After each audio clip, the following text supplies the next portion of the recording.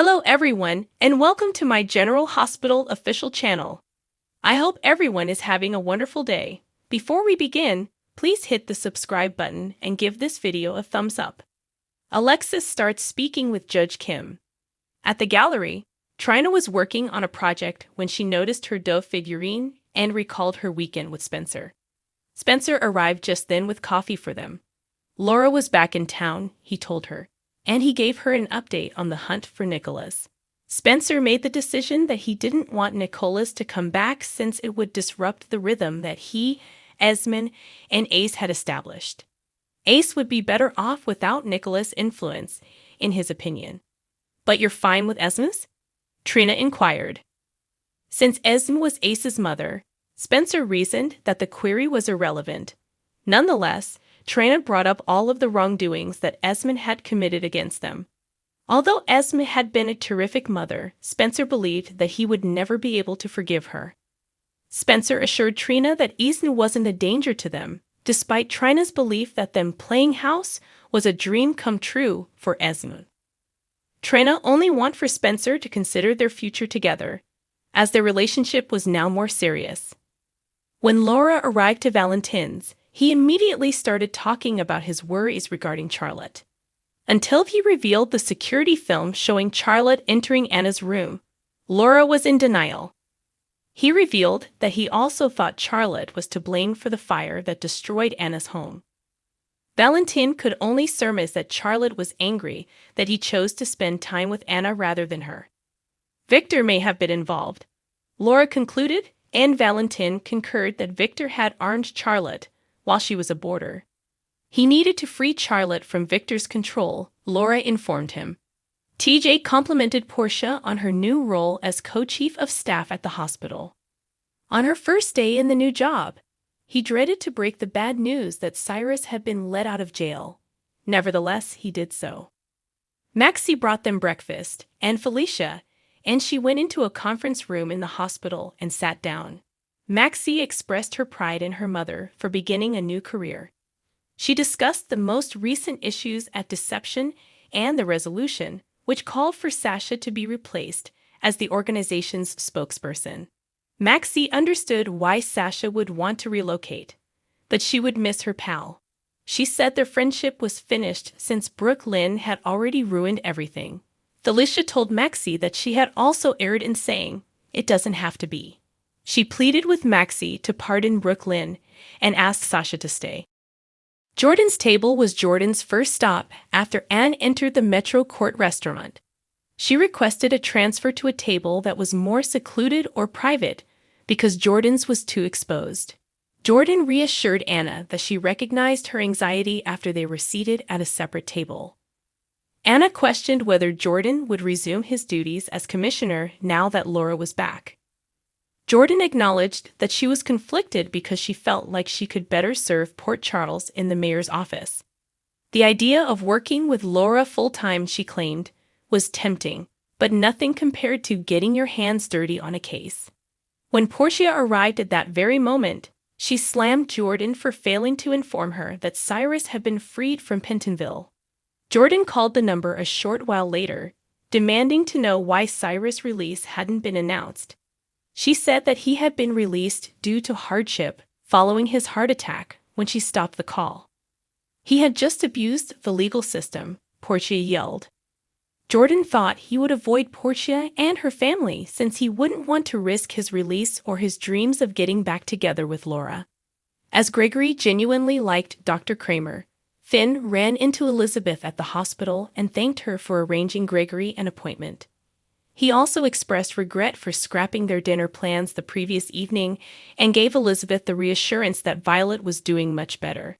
Considering that a friend of his had offered up his cottage in the Highlands, he suggested spending the weekend together. Elizabeth nodded, "Let's go." A content Finn excused himself and went to the operating room. Elizabeth asked her grandma to watch the boys that weekend over the phone. She was happy to learn that her grandmother thought highly of Finn since she did as well. Finn called Chase to ask him to watch Violet that weekend before getting ready for his operation. And he also told his brother about the vacation with Elizabeth. Later, Finn found TJ and requested that they postpone their scheduled consultation for that weekend. TJ had observed Finn's happiness and hoped it persisted. TJ joyfully responded that he and Molly were looking forward to the first ultrasound when Finn inquired about the surrogacy. When Gregory walked into Alex's office, she was hard at work organizing her notes so she could contribute to freeing Drew. He wasn't aware that he would be there with her as she spoke with Judge Kim when she asked him whether he was prepared for battle. He consented after she stressed that she wanted her fellow attorney to butter him up, so that she could go in for the kill with the research. Her phone rang at that very moment, alerting her to the judge's arrival. Gregory was informed that it was showtime and that she would accompany Judge Kim to her office. A short while later, Alexis introduced Gregory and escorted Judge Kim into her office. She stated that he had a strong history in journalism and had written about the legal system before. Judge Kim pleased Gregory, and he found several of his rulings to be very intriguing. As they sat down to start the interview, Judge Kim revealed that he had his first job in the New York Assistant District Attorney's office. In particular, when it came to constitutional issues, he believed that sitting on the bench was more rewarding. Alexis said that the millionaire Asher Alexander shared his conviction that the meaning of the Constitution has not changed through time. In response, the judge said he had never met the man. Alexis was aware that Judge Kim had taken the billionaire's private plane to St. Thomas so they could go deep-sea fishing. Bonnie Burroughs, is she returning? Actress discloses. Characters frequently appeared and disappear on General Hospital, but occasionally they come back when you least expect them. The original plan was for Bonnie Burroughs, Gladys Corbin, to just stay for a few days, but things didn't work out that way. But she did say goodbye. But now things start to get interesting. Gladys didn't have a dramatic ending, unlike many other soap opera characters. She didn't meet a horrible end, which opened the door to countless possibilities. Fans of General Hospital are speculating whether she might make a comeback in the future because she avoided death. It feels like a mystery that has yet to be unveiled. What's the scoop then? Might Gladys come back? Gladys' potential comeback on General Hospital. Bonnie Burroughs adds her pounds.